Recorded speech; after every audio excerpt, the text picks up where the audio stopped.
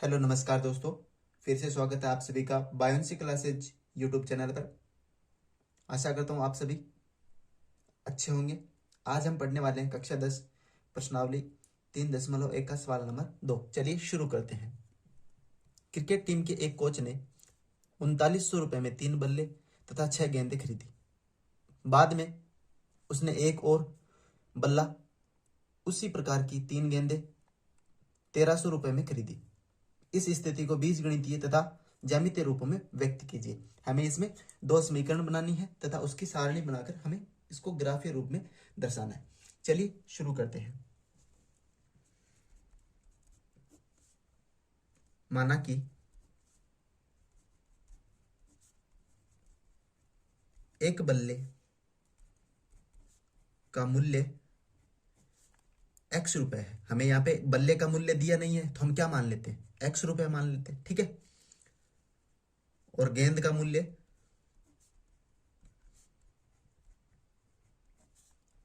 y रुपए मान लेते हैं, ठीक है।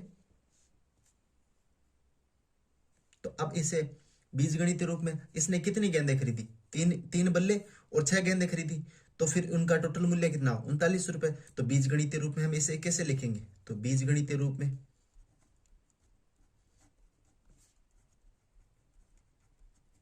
कितनी गेंदें खरीदी, 3 गेंदें। एक गेंद का मूल्य कितना था, x रुपए। तो 3 गेंदों का कितना हो जाएगा, 3x। सॉरी, बल्ले। एक बल्ले का रुपए x रुपया था। एक बल्ले का रुपए कितना था, x रुपया। और 3 बल्लों का कितना हो जाएगा, 3x रुपए। और 6 गेंदें खरीदी थी तो एक गेंद का y रुपया था। तो 6 गेंदों का कितना हो जाएगा, 6y हो जाएगा, ठीक है। टोटल रुपए कितने थे, 3900 रुपए, ठीक है। अब इस पूरी समीकरण में कॉमन क्या आ रहा है, यहां से 3 कॉमन आ रहा है, इन दोनों में 3 कॉमन आ रहा है, तो इसमें भी 3 कॉमन आ जाएगा। तो 3 मैंने कॉमन ले लिया, तो अंदर क्या बचा, x, यहाँ पे 2y, ठीक है। फिर बराबर 3900, ठीक है। यहाँ पे 3 है, वो गुणा में इस साइड में चला जाएगा, भाग में हो जाएगा। तो x प्लस 2y बराबर 3900 बटा में 3। 3900 में 3 का भाग लगाएंगे तो 1300 बार जाएगा, ठीक है। तो हमारे पास क्या आएगा समीकरण, 2y x प्लस 2y बराबर 1300। ये हमारी क्या होगी, समीकरण 1 हो गई, ठीक है।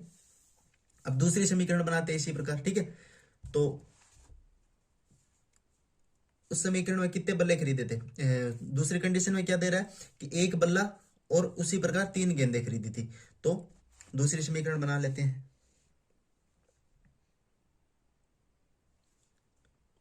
एक बल्ले का x रुपए, 3 गेंदों का 3y रुपए, और टोटल कितने रुपए थे, 1300 रुपए। ये हमारी क्या आ गई, समीकरण 2। तो अब इसे ग्राफीय रूप में दर्शाते हैं, ग्राफीय निरूपण। तो इसे कैसे लिखेंगे, पहले मैं समीकरण 1 ले लेता हूं। समीकरण 1 से, समीकरण 1 क्या थी, x प्लस 2y बराबर 1300। x को इस साइड भेज दूंगा तो 2y बराबर कितना बचेगा, 1300 माइनस एक्स। y को मैं यहाँ पे रख लेता हूँ और इसके गुणा में कितना है, 2, तो वो भाग में चला जाएगा इस साइड में। तो 1300 माइनस एक्स बट्टा 2, ठीक है। अब इसका क्या बनाते हैं, सारणी बनाते हैं इसकी, ठीक है। तो x के मान आपको रखते जाने, हमें ऐसे मान रखने हैं जिससे वो पूरा पूरा 2 से डिवाइड हो जाए। x के मान आपको अपने मन से रखने हैं और y के मान अपने आप आ जाएंगे, ठीक है। तो मैं सारणी बना लेता हूं यहाँ पे।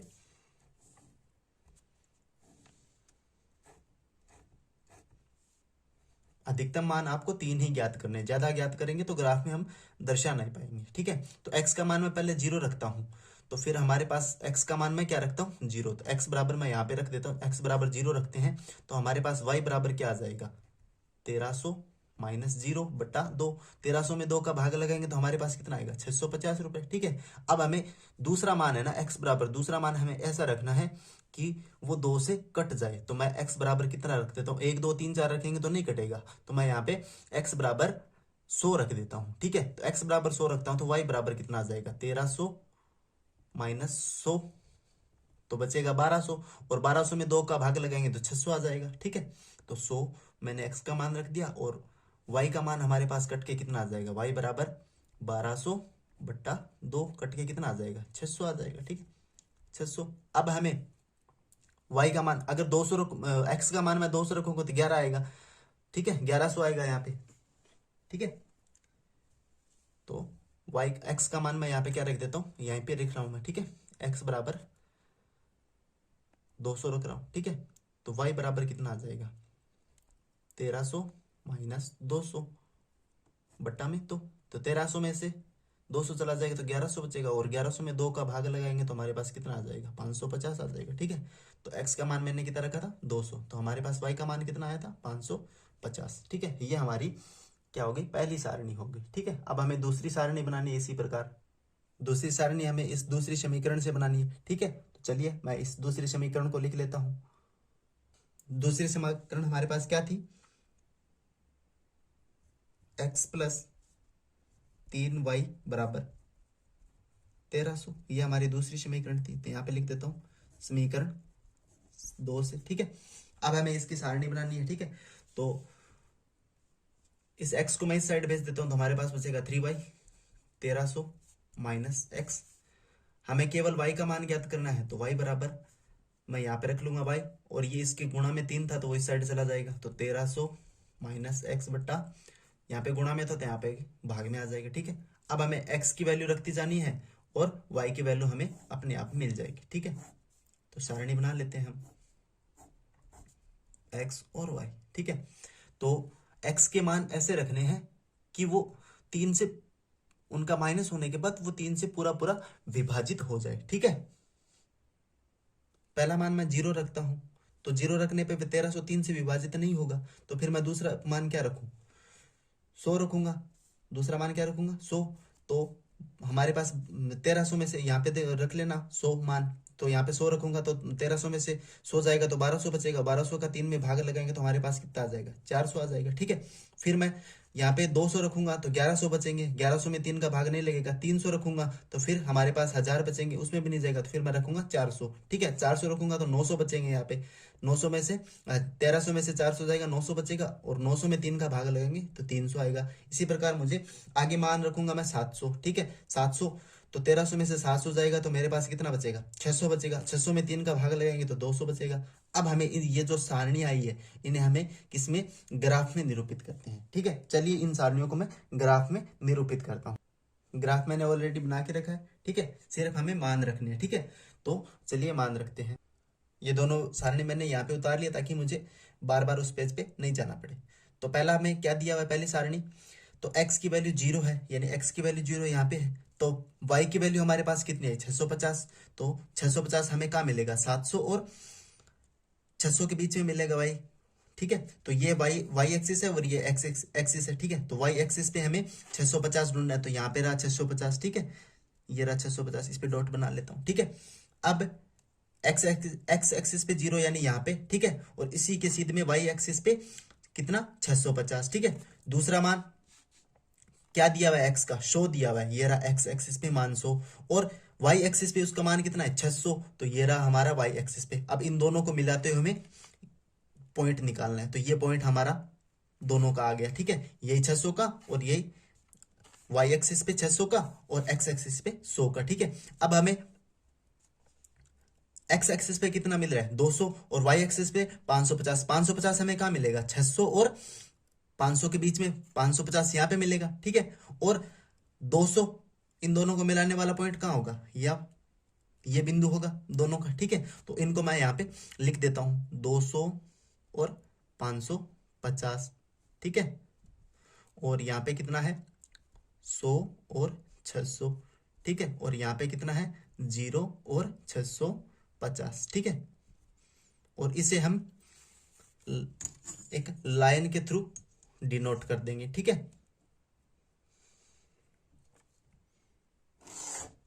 और यहाँ पे हम हमारी समीकरण थी वो समीकरण लिख दे। पहली समीकरण क्या थी हमारे पास, x प्लस 3y बराबर 1300, ठीक है, ये समीकरण लिख दी। अब हमें दूसरी सारणी से हमें मान निकालना है। x एक्सिस पे मान कितना है 100, तो y एक्सिस पे कितना है 400, तो दोनों को मिलाने वाला पॉइंट यहाँ पे मिलेगा हमें, ठीक है, दोनों के सीध में यहाँ से ये और यहाँ से ये, ठीक है। और दूसरा मान कितना है, x एक्सिस पे 400 है, x एक्सिस पे 400 है, और y एक्सिस पे कितना है 300, तो ये 300 रहा और इसको मिलाने वाला 400, तो ये दोनों का बिंदु ये रहा, ठीक है। और आगे वाला हमें एक्स एक्सिस पे कितना है 700 और वाई एक्सिस पे कितना है 200, तो 200 ये रहा 200 वाई एक्सिस पे और एक्स एक्सिस पे 700 ये रहा, तो दोनों को मिलाने वाला पॉइंट हमें यहाँ पे मिलेगा, ठीक है। और इसे हम एक लाइन की सहायता से ड्रॉ कर देते हैं, ठीक है, डिनोट कर देते हैं यहाँ पे, ठीक है।